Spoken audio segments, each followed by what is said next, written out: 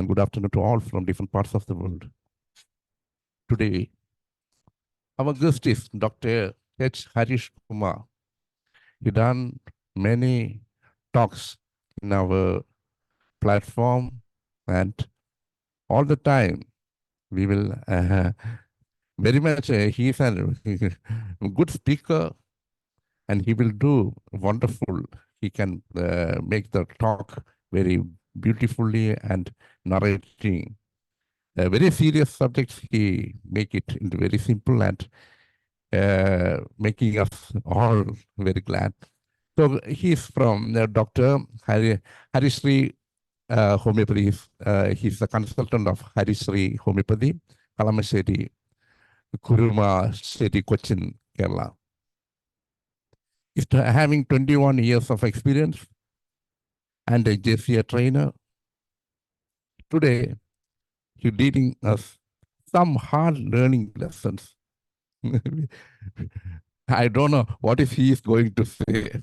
So we will waiting you. Sir, you can make your, now the 45 minutes will be your task. After that, there will be a discussion part. So you are welcome, sir. Your face is not can be seen because the light is not directing your face.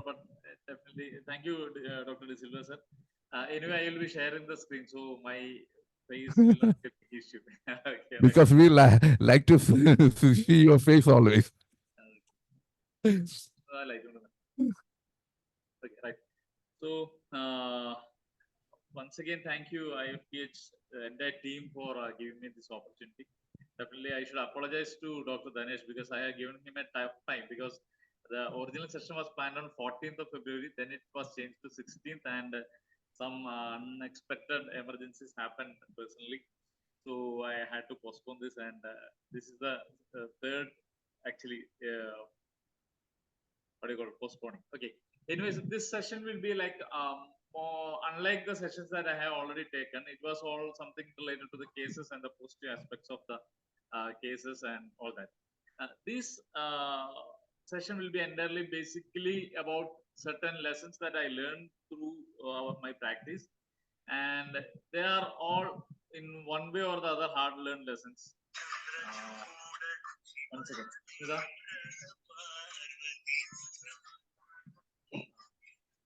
Which one? Hard learned, sorry, excuse me. They were all hard learned lessons in one way or the other, and I just want to say that these are certain cases through in which I had in one way some kind of failures or failures in the 100% extent. So I will discuss that what happened actually and what should have I would have done to avoid that, and that is something. So learning from like the legendary Australian cricketer said, Ian Chappell has once said, we can learn many things from the victories that has happened in our life, but the biggest lessons that is going to be there in your life throughout will be the lessons that you have learned from your failures. So today we will be discussing about some cases which have given me a big insight in my career. Something happened in very early phase of my career. Okay. Right, I'm going to, and I think this session will be more than a one-way session. After the session, there will be a lot to be discussed because everyone here will be having experience and they may have much more to put light upon the session. Okay, so I am going to share my screen. Host, please allow me to share the slide. Yeah, co-host, sir. Just a minute. I shall. I have disabled that. Yeah. Now, okay. Yeah.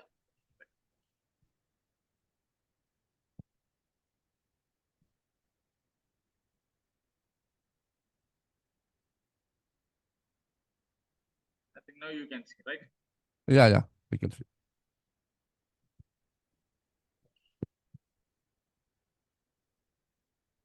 Some hard learned lessons, as I said. These are the lessons that I will never ever forget in my life, and I think I should share to you also.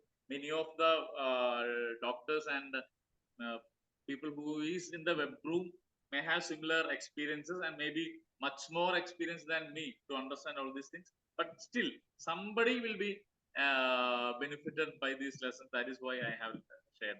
I am going to share this. Okay. Lesson number one. Actually, this is a case which happened in my initial phase. Maybe as doctor said, I am only 21 years of experience in homeopathy. But in the initial 3 years, I think less than 3 years only, when I took a case of hypertension, and it was around when the patient came to me, it was around 160, 120 was the systolic 160 and the diastolic 120, and it ranged between the systolic ranges between 120, 160 and 180, and the diastolic was ranging between 110 and 130 consistent. So after one or two sessions, I saw that this is not improving. I could get the feeling that this case is not improving. So I asked the patient, and the patient was also very, very reserved, and I had a very difficult time to get a proper case taking in that case. And definitely, as you know, it was the initial part of my career also. So I was not able to uh, uh, pin down the exact symptoms or exact reason why he is having these sufferings. So I was getting the vague symptoms of hypertension that you all know. So there was no prescribing points also. So I was having that real struggle of getting into that case. And I had that feeling that I should get into contact with somebody from his family, at least his wife or children. When I insisted that he should come with his bystanders next time, but he didn't came. He kept on coming every 2 weeks alone. And after around 5 or 6 months of treatment, once when I checked the BP, it went to 210 and 140. So immediately I said, you should go to allopathic hospital because I am not able to handle this case. And I referred that case to a hospital. And around throughout the 6 months, I only checked the BP only. I didn't go for any other investigations. Okay. So, because I thought that this is a typical case of primary hypertension, so there is no need to no need of any other further investigation. So that was my thinking at that time. And after almost 1 year, I happened to know about one of his friends. This patient's friend came to me for his own issues. And when I asked, well, what about that patient, he said, "Oh, you didn't know what happened, doctor?" So I said, "What happened?" So that patient went to the hospital, and he started medication. And immediately after 2 months, he was diagnosed of having acute renal failure, and he had underwent dialysis for 1 or 2 months, and he passed away. So that was a huge shock. And honestly, that was the first case or first fatality in my career, and that was a huge root shock for me. And when I retrospected, of course, I have done one thing. I have referred the case to another hospital, and had the death and all that complications happened there. But still, my conscience was pricking me like anything. And my mentor, Dr. Sriumar, is no more now. But he said once, because Harish, you may have 80 or 85 or 90 or 95% success. It doesn't matter. That 5% failures that you have, for that 5%, you are 100% failure. And that is something that always pricked me, because if something happens to a patient, it is something very, very serious. So there may not be any legal bounding for in that case, but if emotionally or as a professional, I took it as a big failure of my part. And the biggest lesson I learned from that case is that always take case from bystander also in serious or what do you call tough cases. When a case is not improving after first or second prescription, if the case is not improving, whether it is a normal very easy case or a highly pathological case, take the case from the bystander. If the patient is not cooperating with you, the patient is not bringing the bystanders with you, you give a phone call directly to the bystander and take the case. Because most of the psychotic psychotic miasmatic patient, they may not be presenting the exact symptoms to you. They may be hiding many things. And even in syphilitic patients, they may pervert their symptoms in some way. So it is always mandatory that in any cases which if you are not feeling, or if the patient is not showing substantial improvement, go and take the case from a bystander. At least if they are not cooperating, call them and brief them about the eventualities. What will happen if something is going so and so, so and so. I think the allopathic field, allopathic world is doing excellent work as far as this briefing about the eventualities is doing. I think we homeopaths should learn from that, because we should be able to make them aware that these are the things that is going to happen. The what do you call the pathological aspect and the homeopathic aspect, that we have to teach the bystanders also. Otherwise, it will be a big mistake from our part. And second thing, this case, I don't know what exactly happened, whether it was a primary hypertension and uncontrolled hypertension led to a renal failure, or had that case been a case of primarily a kidney disease, and which the hypertension was only a symptom of the or whether that case was a secondary hypertension case or a symptom of the primary issues with the kidney. That was not diagnosed, at least from my part. Maybe the allopathic people would have done that, but that was a mistake from my part. And don't shy away from investigation, because many a times when you call for some investigation, when you ask for certain investigation, maybe due to the financial constraints, the patient may have some difficulties, or they may defend, doctor, that is not needed, that is not needed. They expect that only allopathic are doing the investigation. It is not like that. And from that day onwards, after maybe 3 or 4 this incident, if there is a need for investigation, I will make sure that it is done, because at least we should be able to know that we have done everything in the proper way. So this is a big lesson that I have learned from, and this is the biggest. This patient will be there till my last breath, because this was a case that I should have avoided such a fatality, and that is a big learning from this patient, and I will never ever forget this person. Okay. Lesson number 2. This was case, I think I had discussed this case as a what do you call it? In a case study once I have presented, I think I remember, but for many it may be new. It is a case of cirrhosis of liver, and it was under allopathic treatment for many months or many years, I think, and he was not improving. He was just like he had all the issues of cirrhosis, low appetite, sleeplessness, occasional pains in abdomen, then ascites, all the symptoms like what do you call it? Anger, everything, mood disorders, everything was there in this case. And this case was under my treatment for around 3 to 4 months, and he was okay. He was gradually improving. I will not say it was great improvement in the initial stage. It was gradually improving. His symptoms was coming down somewhat in a way. And one early morning around 4:30 or 5 o'clock in the morning, I got a call from the patient's wife, and she said that this patient has not slept all the last night, and he was like crying and weeping and shouting with pain. And the doctor, immediately you come to our clinic, we will send you a car or something like that. You come to our house or a house and have a house visit, because otherwise we will have to send him to take him to an hospital. So please, doctor, you come to me immediately. So I went to that house around 5:30 or 6 in the morning, and when I went to the room, the first question he asked me that in the Malayalam word, that's doctor, ഇതുപോലെ ഞാൻ വേനെടുത്ത് ഞാൻ ചത്തുപോകും. The point is that if I am suffering like this with the pain, I will die immediately. Doctor, will please do something. So the main symptoms that I took at that moment was fear death of, second, fear death of pain from, and third rubric that I took was sensitive pain, because he was basically before that also I knew that case for last 4 months. So he was highly sensitive to the pain, and the fourth symptom was that sleeplessness, pain from. These are the 4 rubrics I took, and I repertorized, and basically the fear death of pains from only 3 or 4 remedies only there, and I prescribed coffee at 200, 1/6, 1 dose in 6 spoons of water, and prescribed 1 spoon every 50 minutes.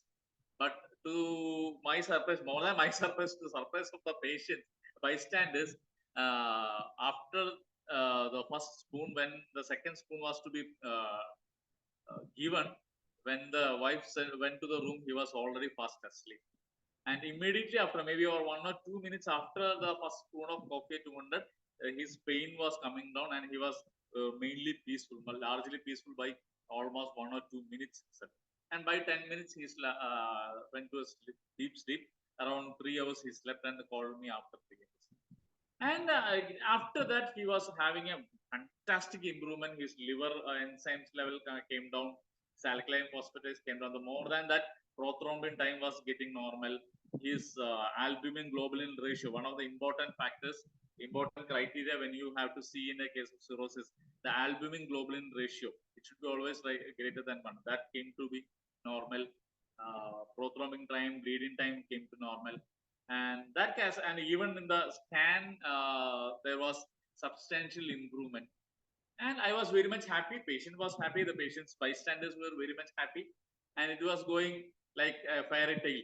And after 1 year, I just got a call from his wife again that he was admitted to the hospital and he is in ICU. Yesterday, he vomited blood and had severe pain, and he was admitted to the hospital and he's in ICU. And I was surprised because there was absolutely everything was going on so smoothly, so a fairy tale manner. I surprised what happened. And after 2 days, I asked the wife what happened, exactly what happened. Why did such an relapse happen? So wife said, actually, as you have already suggested to us that the patient should not take any sort of alcohol.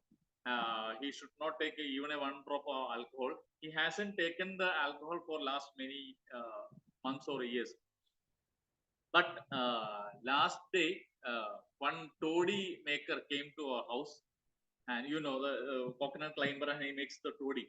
And that toddy maker said to the patient that toddy is not a problem.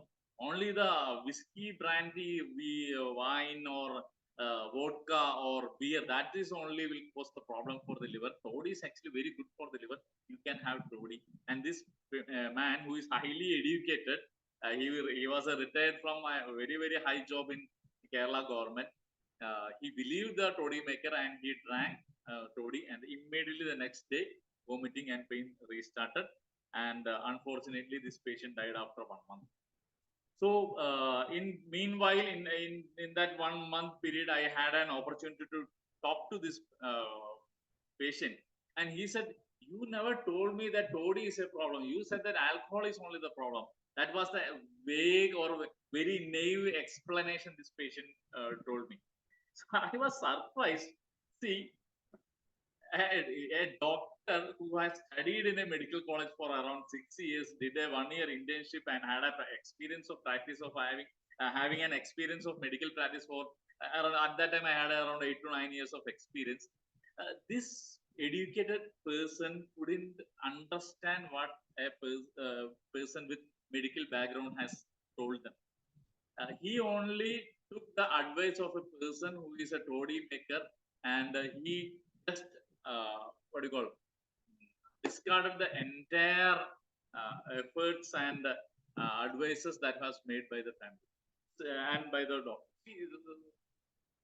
The exact term that I never said, actually, I never said that you should not drink toddy. That is true. I didn't say that you should not drink toddy. I just gave a explanation that you should not drink alcohol. That is only restriction. And many other restrictions also. You know what are the diet and regimen that you usually say for a case of cirrhosis. So this was the explanation, but I never said that you should not drink toddy.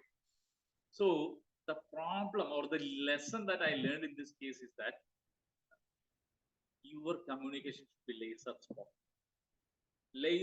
spot, because in when you go for in a hospital nowadays, if you go to a hospital, there are people, there is an entirely different, doctors will not give the direction about diet and regimen. There will be a dietitian, there will be another person who is going to give the entire process and the entire diet and regimen that you have to follow. So that is something they have done. I am not saying that in a homeopathic clinic setup you can do all that, but definitely the communication regarding diet and regimen, if it is needed in that case, it should be laser spot. Every micro detailing should be done. Otherwise, what is the problem is that the patient have a tendency of selective listening, because they will listen only that which they want to listen. They will hear and understand only those things that they want to listen. for a person who is already an alcoholic and who has been controlled taking alcohol due to the cirrhosis, he will always have a feeling or always have a tendency that I should somehow have alcohol. That is a normal human nature, and such persons will tempted by such people, and they will discard all the hard work and advices that a medical expert or even the sacrifices that has been taken by the family. Such persons will discard all these things. So it is very challenging that you have to overcome such selective listening. Patient will only have that selective listening. They will always hear, understand, and listen only what they want to listen. So, as a homeopath or as a doctor, it is your duty that you should be laser spot in communication. That is a lesson that I have learned from this. After that, I will make sure that he has understood what I have really meant. So it may seem childish to certain patients, but I said that I had an experience of such thing in my life. So I don't want to make a mistake once more. So you make sure that you are doing such things properly. That is in this case I didn't had any repentance, because I know that I have done everything properly, but it was his mistake, his fate. His time has already written already, so that was happened. But definitely I learned something, a very hard lesson. And third thing, this case actually this was it is a highly sensitive case. I will tell you before I telling the exact case.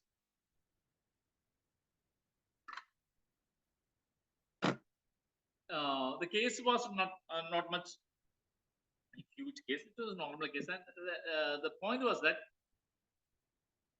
the entire family, there were three brothers, and all the three brothers, their wives, their children, they all came to me regularly, and I was like a family doctor to these people.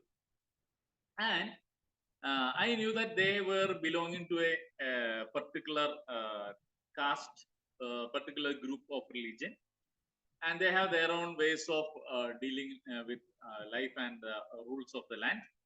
So once I will not tell the name of the caste, okay, for obvious reasons. And one day, my mother-in-law, who was a headmistress at that time in a school, she had explained an experience at her school, that a child, he always rejected or denied to stand up and sing national anthem. And when the teacher asked why, he said that I am belong to a separate sector, and according to our belief, we should not sing national anthem. And to me, that was a news to me, new thing to me. I was surprised how a citizen of India will not stand up and sing national anthem. So then I realized that the patients that I said earlier, they were also belonging to the sector. So when they came for the next consultation, actually I have a very good rapport with the patients always, and I do talk their personal stuff, and we will always have a gupshup, because that's the way I always take up the cases. Maybe most of you will be like that. And in such a talk, after the consultation, after giving the medicine, I just asked whether your religion or your belief system says that you should not stand up for the national anthem.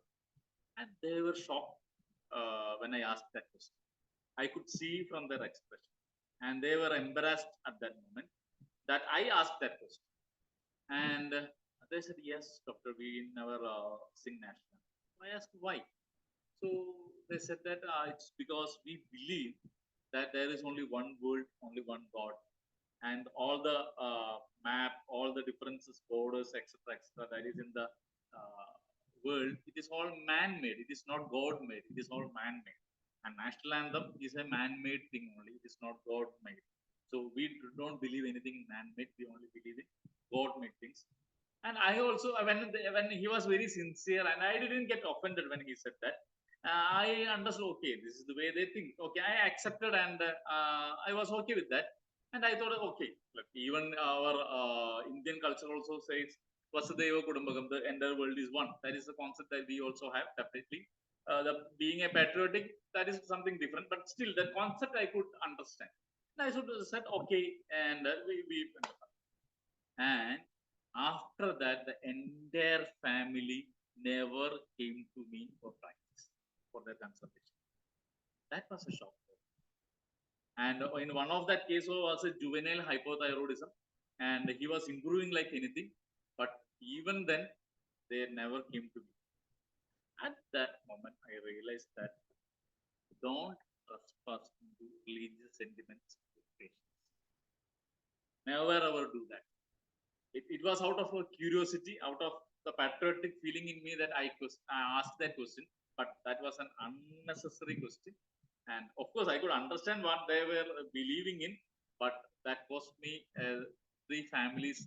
And more than that, they may have felt an embarrassment because what I would have thought about them, that could have been the reason that why they are not coming to me.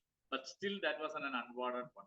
After that day, I never ask anything that is pertaining to religion. Of course, they will ask something which is, if it is relevant to the case taking, then I will definitely ask. For example, if a believer in Islam, they say that I usually prefer to lie on the right side during sleep, then I will definitely ask whether it is due to the religious belief, because Islam has a belief that they should lie on the right side. That is the belief they have. And if a patient say that he is lying on the right side, definitely I will ask whether it is out of religious thoughts or you genuinely feel to lie on the right side.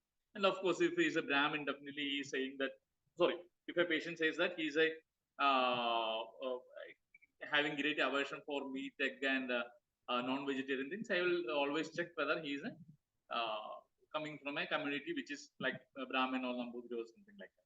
I will cross check with that. In such cases, which is very, very relevant to our case taking, in that cases, I will trespass into the religious aspect. Otherwise, I will never ask a question related to this. That is something very, very a learning which I had in a very tough manner. Okay. And going to the fourth case, and I think this is the last lesson, a big lesson I learned. And this was an excellent case also. It was a case of ulcerative colitis and proctitis, and it was a 30-year-old woman, and she was an NRI. She was living in USA, and she was suffering with disease since 2012, and this case came to me in 2019. So 7 years, 7 years she was suffering with disease. She went to over that 7 years, almost 6 years, she was taking allopathic medicines from different hospitals across India and USA. And she took Ayurvedic medicine and homeopathic medicine for some a small period of time. And the main symptoms were bleeding per rectum, mucus in stool, loose stool, 5 to 6 stools at least per day. These were the prominent symptoms with which she came to me. And she was in India when she came, when she presented this case. She was in India.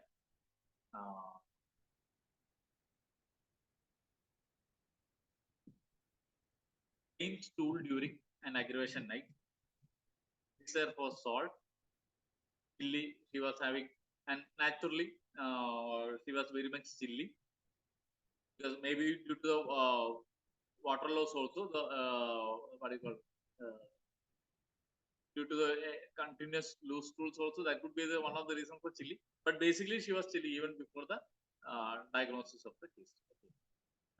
She rejected a marriage proposal of a relative in 2012. One of her relative proposed her a marriage, and she rejected for the reason that he was a relative of her, and there was some huge problem at home. The relatives, you know what happens when there is a rejection. There were talks, there were certain small skirmishes, and had a very troublesome period after that, and that led to the complaints. Maybe after 1 or 2 months, she diagnosed of the symptoms. Now she feels lonely and bored in USA, especially during the daytime when there is no husband is going for a job. She was very much lonely and bored because of the disease. She could not move out. That is a main issue. Her husband was very cooperative and understanding, but due to her ill health, she couldn't go out. She couldn't do a job, and that was the problem that she was facing. and her weight came down to 40.7 kg. Okay. The rubrics that I selected were very straightforward case, when it comes to ulcerative colitis and proctitis, which was done by colonoscopy. Okay.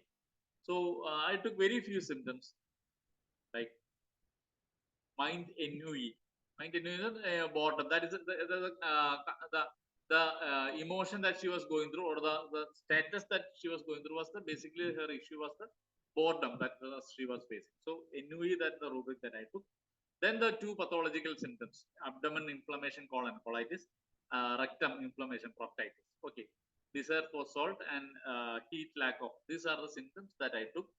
And the four medicines that covered all the five symptoms were phosphorus, merxol, nitric acid, and puja. And out of this, I had a confusion between phosphorus, merxol, and nitric acid. But the predominant night aggravation and the pathology, I went for merxol on please note the date, on 24/10/2019, just before the COVID. Merxol 200 was prescribed. And with the and now the follow-up comes.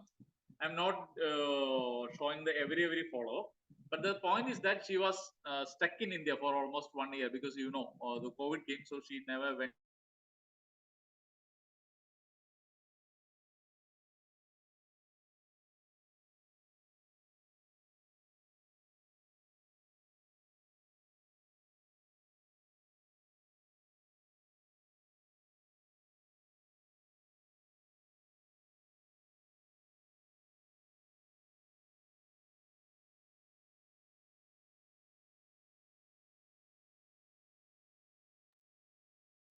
What happened?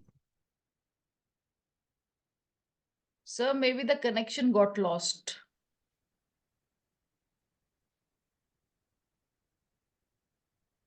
Harish sir? Maybe the connection is not there.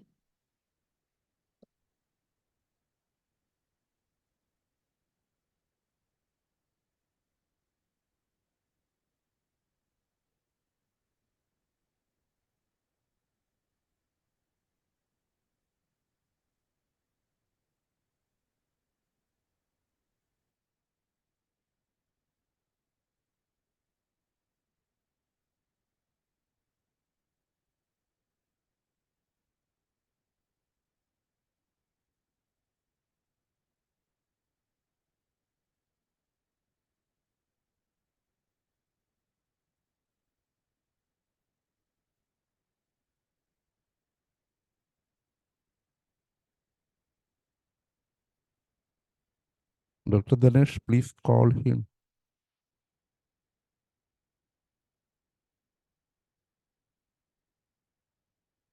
I think that he is not here.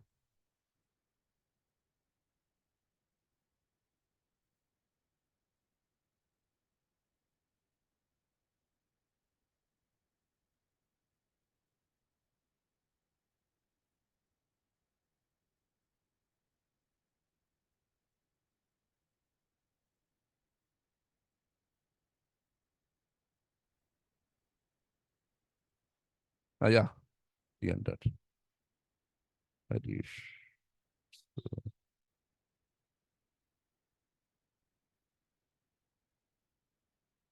Am I audible? Yeah, audible, sir. Oh, okay. I think there is a crash in the net here. So I'm extremely sorry. I will continue.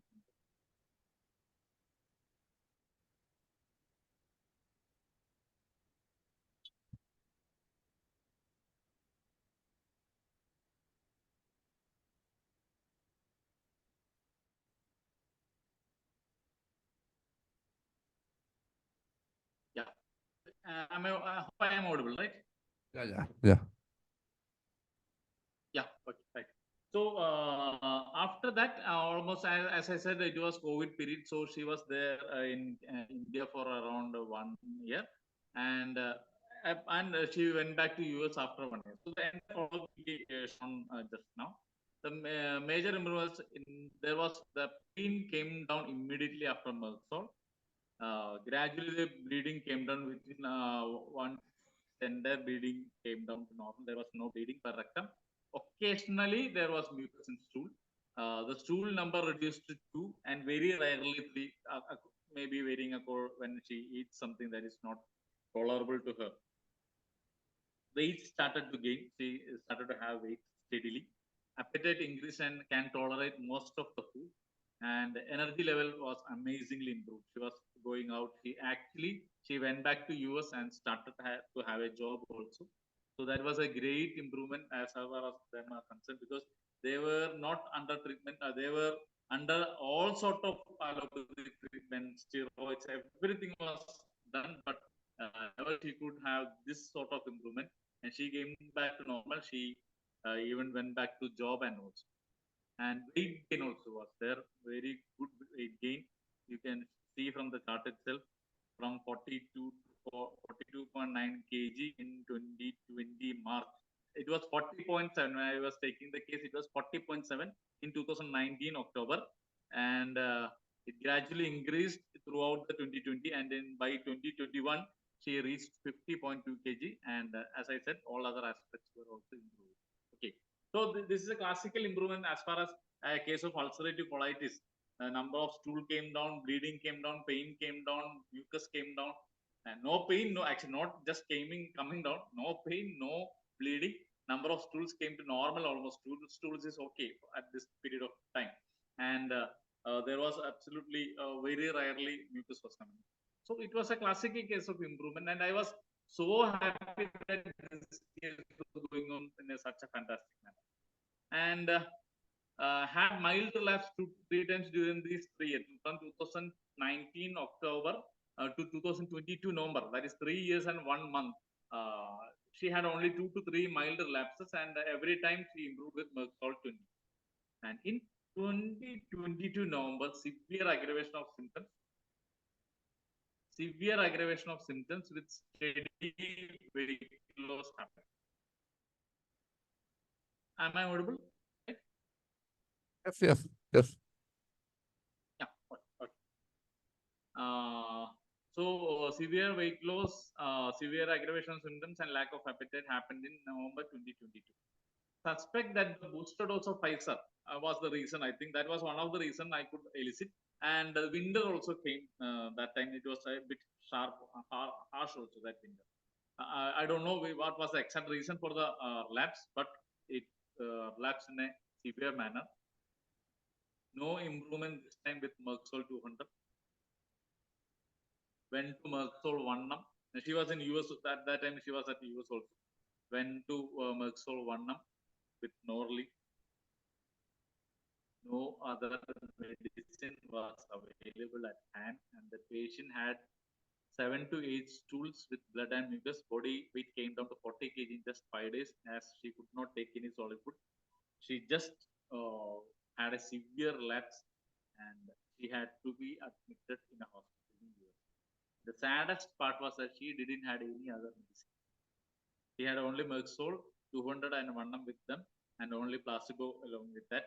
I will tell, due to my overconfidence, I didn't give any other medications with her, and she will get medicines over there in Amazon,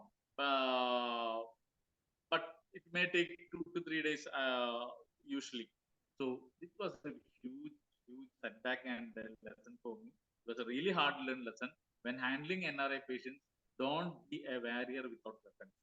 You may be an excellent doctor, you may be an excellent case taker, you may be knowing to repatriate the case fantastically, you may be able to know how to follow up the case, everything you may be knowing, but if you don't have the medicine with the patient, you are helpless. You are a warrior without weapons. Don't be a warrior without weapon. Sufficient medicine when you send NRI patient. After that, any patient who is going abroad, I will see that they are going with a kit. I always prepare a kit of at least 50 common medicines in 3 ml medicated pills. At least 50 common medicines, and I will make sure that, and I will charge that, and I will tell them this because I had an experience of a case getting lost only just because of this. And you keep this medicine for, it will there for easily, it will last for 1 to 1.5 years absolutely without any problem. You keep it, it will be for you, your good only. That how I educate my patients. This was a huge lesson, and I will never ever forget, because this was a very great case. I could have presented this case at any world seminars, international seminars, because it was a classical case. But just because of my overconfidence, I made a mistake, and that case was lost. So these were the four hard learned lessons that I have shared with you. As initially I said, you learn from mistakes, you learn from failures, and those learnings will be there for lifetime. You may have cured thousands of cases in your career. That will give you confidence, and that will give you some insights into the system, and that will give you fame, money, and everything. But lessons that you usually learn from failures only, and these four lessons I will never ever forget. And you all may have similar experiences in your life. Definitely, I think I felt this time when I preparing, I felt that I should be bold enough to speak the failures from my part and share to my well wishers over here, so that they can also at least prevent such mistakes from your part. Okay. So once again, thank you, and I am sorry that I have a power problem here. That is why I am switched off my video. Please forgive me, pardon me for my physical absence. I am here in the back of the image that you are showing. I am here, so you can over to the moderator. Thank you, Doctor. Very nice presentation. And I heard some words, selective listening. This is that is a word now I give more importance, because that is a main thing. Selective listen. Now, Doctor, these are the things you shown. As all the doctors should understand and always think about the things what you have said. A very nice presentation. Now I call Dr. Sridhar Kurup to raise to. Please unmute, sir. Please unmute, sir. Kurup, sir.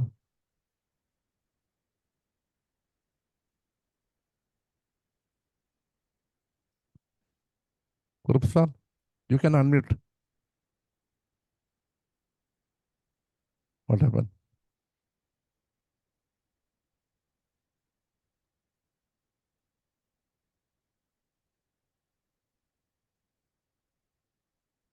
Unmute, sir. Kurup, sir. What happened? Aryan, sir. No. I heard it, sir. Yeah. Unmute, sir. Aryan, sir. Yeah. Okay. Dr. Harish. Yes, sir. Okay, good evening. Yeah, good evening. Nice presentation. And the difficulties you faced is very correct. That most of the homeopaths are facing such difficulties. But I think last thing you said about NRI, now it is not a difficult task. It is that all the medicines are available in Amazon, because I am usually giving this medicine which is not available here, and if it is not available in their hand, I advise them to purchase from Amazon, and easily it will be available from Amazon, doctor. Yeah, in their case also there was Amazon facility over there, but almost 24 hours they will take. So the case was so acute, and I had to prescribe immediately. That was the problem that I faced that time. So had they had the medicines with them, I could have easily handled, because the way the case was declining, they had to rush to hospital. That was and occasionally I use Amazon. Sometimes point is very correct. Doctor, I think I think that that is a case of cachexia. It may be like that. It was actually, I think the Pfizer booster dose was the problem in that case. I think not exactly, I don't know, but patient went to them and they started steroids once again, and she's better now, but not the way she improved with the homeopathic medicines. That was totally different. She's okay, but not the way that she was improved with homeopathy. I don't We know. don't know. It is not a case of anyway malignancy and cachexia was not. Maybe cachexia was there, but it is luckily it was didn't went to the malignancies. Thank you, sir. Now, Kurupsa, you can ask now. Yes, Dr. Harish, it was a good session. Experience makes the man perfect. Our experience taught us so many things. That's what I feel. That I was also having when I retired in 2012. That I was met an accident and I was admitted in the hospital. So many patients started calling me through that, gave me the rest of the treatment. I gave some prescriptions. What happened? They took more medicines. That after that I stopped. I will give only the 1, 2, 3 like that of medicines. 15 to 15, 10, 15 or sometimes 20 medicines. I will ask them for this because now I am having online consultation, because anytime I have that in my diary that the number is there, 1 or 2 or what are the medicine I know, I will ask them to take that only. So otherwise, whatever that what we are telling in Malayalam, Amardhan Kodiyar Visham, if the medicine is also, you may take homeopathic medicine more, it will destroy that your case completely. I experience. Anyway, these are some of the experiences we are feeling and we are experienced, and we must have to learn from our experience. Thank you very much. Good session, whatever it may be, it is a good experience for the others also, how to tackle a case and where the loopholes are there or deficiency, you can correct and you can go it ahead. So it is some good lessons. All are telling only the winning part. Failure part, usually people may not say. That is good. Anyway, your experience makes the man perfect. And now I feel you may not do the mistake again. I think so. Thank you very much. Very good session.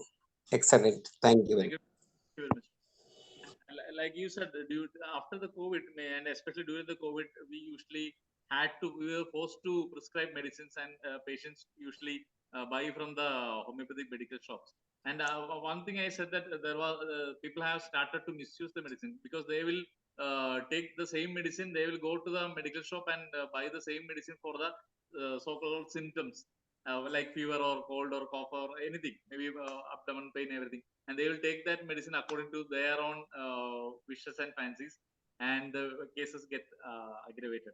So that is something that has happened. Now I usually don't advise to them to take the medicine from their own. I will ask them to come over and collect. That is one learning after the COVID period. Thank you, sir. Come again with such good classes. Thank you very much. Definitely, God willing, sir. Thank you. Doctor, what are the things you are most in that selective listening? You told that the term selective listening. Which are the problems you face? They are not accepting, or they are only hearing. They want them. What are the problems? Can you see? Yeah, Can you explain it? Understand. See, like for example, the case itself, it was a case of cirrhosis. Naturally, especially when it is an alcohol-induced cirrhosis, these patients will have that tendency, or they have that desire to have that alcohol. And like for diabetic patients, they will have that desire for having sugar. That is common. That is, you cannot blame them. That is natural to have that desire. So we all have heard like alcohol is good for cholesterol. If you take it in 1 peg or 2 peg, it is not a big issue. That is something that is folklore. We all have heard when we were youngsters, and even in the medical profession, we always hear that. And these people who have selective listening, they will understand this in such a way that this alcohol is good for heart disease. Like, understood? They will under what the doctor has said is something different, but the way the people interpret these things is totally different. So a person who is having that desire for alcohol, they will tell that, like there is a beautiful story I will tell you. Like once, pardon me for getting into the religious part, but still, there was it is only story. Okay, so I can say there was a what do you call anti-de-addiction class that was taken by a church priest, and the priest was demonstrating. In one glass there was alcohol, and in one glass there was plain water, and he put some worms into both the glasses, and in the water, the worms in the water, it was surviving like easily, and in the other glass, in the alcohol glass, the worms, all the worms died away immediately. So after the session, the priest asked the addicted persons, what is the lesson that you have learned? So one of the alcoholics stood up and said, "Sir, alcohol is very good for killing worms. That is the lesson he has learned." Okay, so that is something the way people with selective listening and will do. They will understand, or they will listen only to those things that is convenient to them. And it is not just in the case of treatment also, even in our house, we all know, when we speak something, our partner will listen or understand only that what they want to understand. Even we are like that. Like, see, we are also like, when our children or our wife or our parents say something to us, we usually have that tendency to understand what we want to understand. That is a human nature. That's Thank you, Doctor. But at times it may cost the life of the patients. That is the concerning part. So in that case, we have to be make sure that you communicate in a laser spot manner, laser sharp manner, that they are getting the micro details of our instructions. Thank you, Doctor. Dr. Danish. Yes, good evening, Dr. Harish. It's really a very good session once again. And as you rightly pointed out, some hard-led lessons everybody got, because usually when start practicing, you won't have any experience. But when you start your own practice, then only you will be able to understand what is what and what is this, and how to manage all those things that come in front of you. And really, each and every sentence uttered by the patient is important as far as a homeopathic doctor. If you are on a phone, you may miss the big point the patient want to tell you. So the communication between the doctor and patient is a very good thing, and that will definitely will be an experience for the patient as well as the doctor, because the patient might have visited so many doctors, but the patient never told the real story behind the illness to the patient, to the doctor. But being a homeopathic doctor, you have some experiences with you to know what is what, and then you will definitely bring the best out the best from the patient. And this is what you have meant by this. You might have meant by this harder learned lessons. Of course, those lessons really end up with the good results in your practice, and that not only that, you have immense knowledge in homeopathic philosophy as materia medica, as well as in these organon. When you connected all those things together, your cases become brilliant and your results will become excellent. Anyway, congratulations. All the cases presented in this session was also really brilliant. And this is what I would like to say. Congratulations once again, Dr. Harish. We hope that you can make some more presentation in the next month as per your convenience. Okay, thank you. I hope nothing happens like this time. Yeah, frankly speaking, only very few part we missed, but don't bother about it. There are big problems usually at times happen in our presentation, but only a few seconds. That it doesn't matter. But anyway, we have got the continuous presentation from you without much what you meant to share with us. We got the idea and we got the cases also. So all these things are with the network. So it is not your problem. It can happen at any time. Yesterday, just when we were about to begin the session, unfortunately the Zoom closed. So there was a delay of some 2 minutes in the beginning. So these are the things when we are in such session in Zoom. So don't bother about. Anyway, we will upload the sessions tomorrow itself so that everybody can watch again and again and go to the cases and once again so that you can understand and study homeopathy in a better way. Thank you, Dr. Harish. Thank you, Doctor. Thank you, Dr. Dinesh. Now, Dr. Neha. Unmuted. Yeah. Yeah, it was a very wonderful session from Dr. Harish. In our daily practices, every homeopath experiences these glitches, we can say, especially in acute cases, because in acute cases we need to take a lot of care because there is aggravation of symptoms, and the patient comes to us repeatedly that now, doctor, I'm not having relief in the symptoms, and it is also an anxiety for the doctor. To keep the patient under his treatment for that case, because the patient has to be also to be patient needs also to keep the patients to bear with the doctor, and the doctor also needs to take care of the patient. So it's the case with every homeopath, and especially the homeopaths are under the scanner. If you get aggravated from an allopathic doctor, that's not a big issue, I guess. But if there's an aggravation from a homeopathic doctor, everybody runs like, oh, doctor, I'm not getting the relief. So this is a constant process and we need to learn from our mistakes. So this was the session that you were briefed us about. And we all can share such experiences with everyone. So thank you, Dr. Harish. A very And nice Dr. session, sir.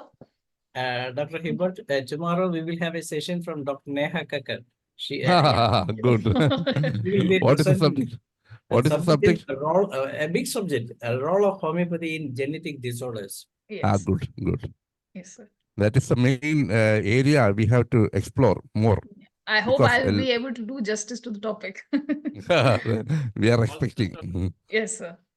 Yeah. With all your good wishes, I'll be able to present it nicely. Yes, sir. Thank you.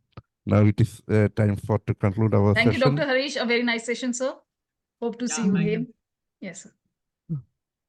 Dr. Harish, again, I said, because all the time he is bringing more and more beautiful captions.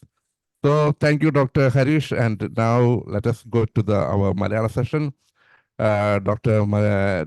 Here, we are concluding here. Thank you all for listening. And tomorrow you will get the videos. So you can again and again you have to watch again and again. You have to watch the videos. So now I invite Dr. Mariama John to do our Malayalam session. Thank you all. Thank you.